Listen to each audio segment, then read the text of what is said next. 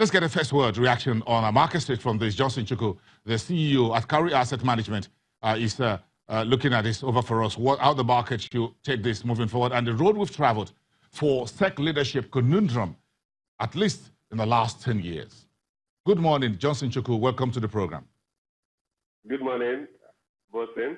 Thank you. It's good to have you here. We appreciate that. So, give us your first thought on this industrial court quashing Guazo's suspension and removal and says it should be reinstated with immediate effect.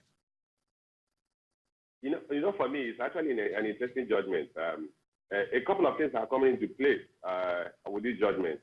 One is there's a confusion whether Moniri Guazo will resume as a DG of SEC on Monday, and what will happen to Mary Uduk, who has been the acting DG of SEC. Two, there are issues of corporate governance for the supervisory agency. You know, SEC is the highest supervisory agency for the capital market. And SEC has been coming up with rules on corporate governance, due process, and what have you. But unfortunately, because of some failings on the part of the executive arm of the government, SEC does not have a board of directors. And if you look at that judgment that the industrial court gave yesterday, it actually emphasized the fact that the Minister of Finance did not have the authority to sustain the DG of SEC, that she at best has a supervisory role. The duty of suspending the DG of SEC should be that of the board of directors.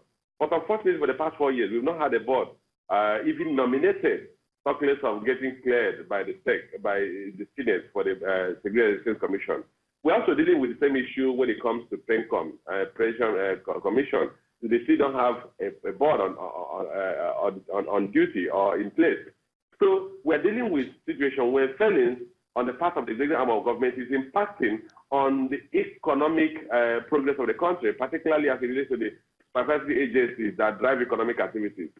For me, you have to look at that. You have to deal with that, and then you have to deal with what happens. Unfortunately, it is happening at the time when you don't have an executive arm of government to resolve the conflict we are going to see if Moniri decides to resume on Monday or get police to enforce the court judgment.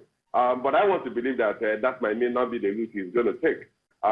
If you ask me, I would take Moniri Guazo and achieve the ultimate objective of one, getting his name cleared on corruption allegations, two, restoring his position as a DG, but whether he wants to go back and resume that job is what I can't say. Okay. Johnson, look at the SEC. Before the taking out of Moniri Guazo by the former finance minister, Kemi Adeosun, then there was one executive commissioner who was asked to step in there for, I think, about a month or so. Then he too was pushed aside, was asked to go back to his position or so. And then you have Mary Uduk, who is the current occupier of office as the acting Director General at the SEC. Her position has not been confirmed. She's an acting Director General. Even at the Ministry of Finance, Kemi Adeosun herself left office. We have a new finance minister in place, at least as per the last administration that of President Buhari that ended on May the 29th, just 3 days ago. So if you look at this leadership issue, how important is it for everyone looking in from within and outside? Look, this is Nigeria's SEC that we've had a problem of leadership, at least over the last 10 years, since Musa Al-Faki's tenure. I think for me, it boils down to the fact that we are getting it wrong when it comes to leadership, particularly on our emphasis on economic leadership. Like you pointed out, we've seen a lot of lacuna in the leadership of the key agencies that drive economic activities. You saw a change in the ministerial position. We had a minister until 2019 who was largely quiet, that we couldn't feel the impact of that minister because we are talking of Ministry of Finance.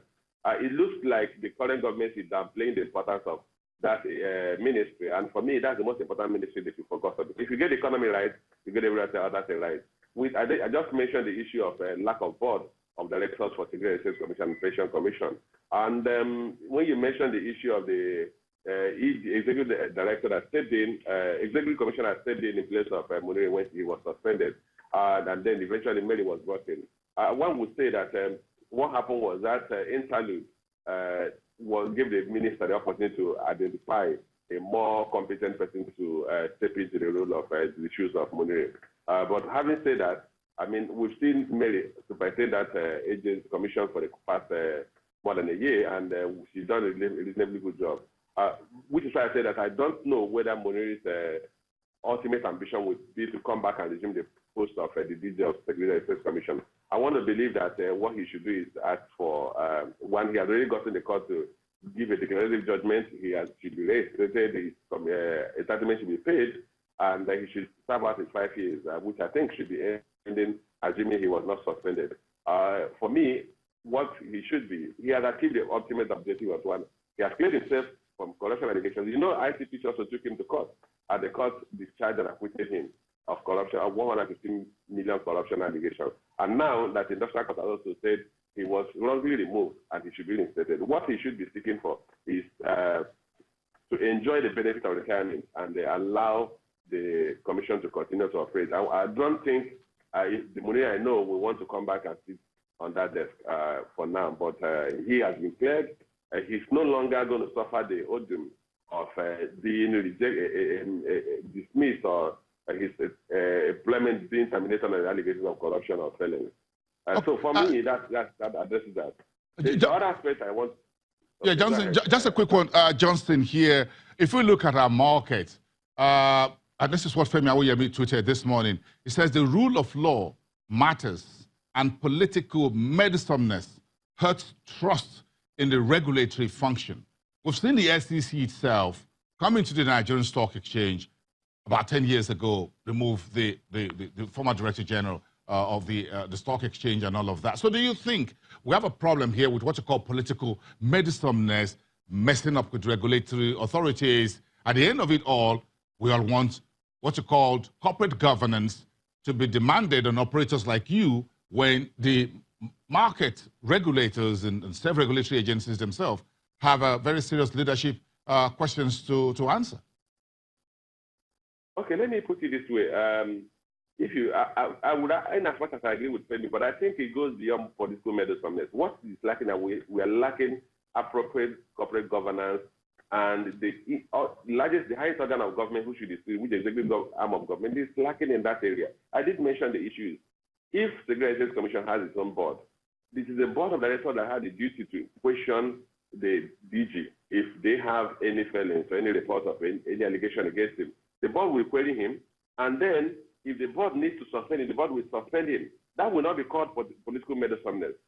When you take that to the question of the suspension of the removal of the DG of Nigeria Stock Exchange by the then Secretary of State Commission DG, interestingly, the DG of SEC has the power to remove or to interfere if there is a major failing in the Nigeria Stock Exchange. As long as that interference is not driven by political interest, if it's driven by professional consideration, then the DG has the right to interfere. But ordinarily, the first thing is that there is a board of governance of the Nigeria Stock Exchange that should interfere.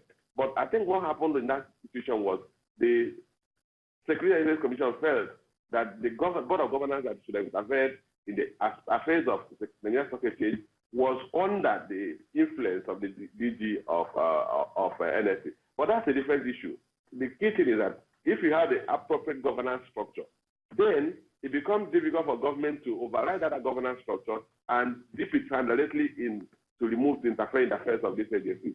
Take for instance, if anything happens right now, we do not have a substantive DG for PENCOM because we don't even have a board, because the team that was appointed was not cleared because it was not considered by the Senate, and the government did not push back to ensure that that body was put in place or became effective. If you have such lacuna, then you can't really say you are driving economic growth. You can't say you want to invite foreign and local direct investors to invest in the economy, because they have to work within rules. There are limits to the risk any investor will want to be exposed to. You are dealing with market risk, you are dealing with political risk, and then you are also dealing with regulatory risk, because you do not have the regulators in place to define the rules that will govern the play in that market. I think you've given us a very nice insight into this all. But again, we need to begin to look into President Buhari's second term in office. He spent the first 4 years, and the SEC, like you said, and a few other parastatals that are very key economic agencies have no board. So what would you like to see in President Buhari's second term as far as the securities market is concerned, as far as the investment market is concerned. You're talking about PENCAM with about 11 trillion or so naira in assets under management in the entire pool. This is huge market we're talking about here, Johnson. Well, for me, I think the president should start with the most important factor, which is one, appointment of his cabinet members. And when I talk about appointment of the cabinet members, I'm talking about appointment of very competent people to man some critical ministries. Finance is one of them. We've dealt with in the past where there was a minister of finance who was also the coordinating minister of economy. It's either you give that role to the vice president to coordinate the economic ministry, the economic relevant ministry, or you elevate the minister of finance to also be the coordinator of the economic policies, so that you have some level of harmony, some level of organization in the policies that are coming from this critical ministry. You have the Minister of National Planning who prepares the budgets of national planning. You have the Minister of Finance who drives the fiscal policies, who uses the tools of the Minister of Finance, that's the budget, to drive economic policies. You have to have a meeting point with the managers of the monetary policy. And then the Minister of Finance will now help the president in identifying key or competent people to man some of these agencies of government, particularly the board, to compose the board. Because the president may not have all the competence to identify some of the competencies and the skills or the people with those skill sets that you can bring into the board of the governance of these agencies. If you don't have the minister who heads or coordinates all the economic activities of the government, you might find out that you are having wrong round peg on a square hole or square peg on a round hole. The case reference is the case of, without being political, going to the case of NSIPF, where the composition of the board was now being opposed by the Minister of Labour on the basis that some of the competencies that we are not good enough to supervise that agency. So, for me, the president must get it right with the appointment of his ministers. We can't afford to relegate the economic policies of the government to the back door. No matter what you do, Bosin, if we don't get the economy right, if we don't get the economy right, we're not going to get anything right. We can't address the issue of security because we need the resources to fund the police, build intelligence, fund the army, train them. You need economic resources to do that. You need economic resources. You need to create employment. You take out a lot of people who have been incentivized to join criminal activities and militant agencies, groups, because they don't have jobs. So you need to focus on the economy. Get the economy right, a lot of things will fall into place. Johnson Chukwu, the CEO at Carry Asset Management, thank you very much for raising the curtain on this very important development in our marketplace. Thank you so much. Have a great day and a great weekend. We'll see you very soon back on the program.